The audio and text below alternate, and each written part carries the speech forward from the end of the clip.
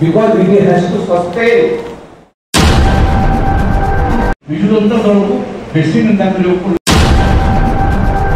eighty वाटको घरोई संस्था आसी नेलाणी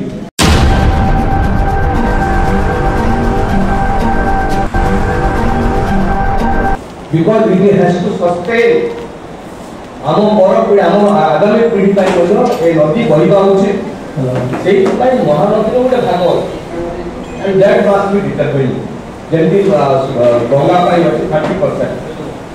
महानदी पाई महानदी भाग कहते that must be केमिति हमें ताकू नंबर 2 नंबर 2 जो हिराकुद तलकू पारादीप पर्यंत ए नदी आम पात्र नदी तार सुरक्षा हमर चिंता सरकार चिंता सिविल सोसाइटी चिंता आम समस्त चिंता कौन अच्छे एटी वाटको घरोई संस्था आसी नेलाणी घरोई संस्था एटी पानी दबा पाई नेलेनी मीटर बसेले एवं लोकों साधारण लोकों पीवा पानी पाई आगुर पैसा नहीं प्रीपेड मीटर बसे कथा ओडिशा आरंभ हो गला विजु जनता दल को बेसी नेता पड़ो खोजिक बाहर कर विजु जनता दल तार से कौन कौन आभिमुख देखेगा आभिमुख देखेगा बड़ू भितर पानी नहीं आपण सब सागर अनेक लोग बड़ू में पानी मुंडे सब घर घर पुरेला तेणु से प्रशासन से जमा जाना नहीं जहाँ क्षति घटेवाई चाहिए से विषय समस्त अवगत अच्छे ओडिशा महानदीटा पूरा पूरी ओडिशार गोटे विचार होता कारण महानदी जो बाहरी छत्तीसगढ़ से अंचल ओडिशा दाबी करूला आम अंचल भितर ओडिशा भितर से हुए तो उभय भितर गोटे आपस आलोचना कि नई आ भितर कौन सी एग्रीमेंट नई हीराकुद बंद होता हीराकुद बंद आमर दुईटा आवश्यकता पूर्ण करता आम चाषी चाषर मुख्य आवश्यकता पानी पाटक पानी आम लोकंर पेट पाई पानी कारण ये सभ्यता कूड़े कूड़े अनेक सहर गढ़ी उठी पानी बड़ कथा था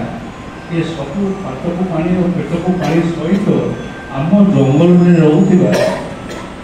समस्त जीवजगत आमर पानी आवश्यकता रही से सब आकलन कर आम व्यवहार कर मोर आज दिन में प्रथम कथाटी हूँ हिसाब ये सब हिसाब आमर आवश्यकता के कौ सीजन के मनसून मनसून तो ये स्थिर नुहे मौसुमी कहते से मौसुमी प्रत्यावर्तन मौसुमी आज दिन में स्थिर एवं आम 10 वर्षर हिसाब न 75 मसीह 85 मसीहा ये 10 वर्ष भितर आमर केते वृष्टिपात होते पानी हीराकुद मौजूद अच्छे केते पानी को समय छड़ा ये अंतर्राज्य केवल नदी में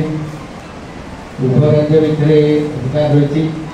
1973 मसीह आम राज्य सरकार तत्कालीन मध्यप्रदेश सरकार एक भितर राजीनामा होता जे ये महानदी जल केमती उभय राज्य उपयोग पाइबे 1993 मसीह बुझामणा होता एग्रीमेंट होता तत्कालीन राज्य सरकार और तत्कालीन मध्यप्रदेश सरकार संपर्क बुझामणा होता जे इथे गोटे गोटे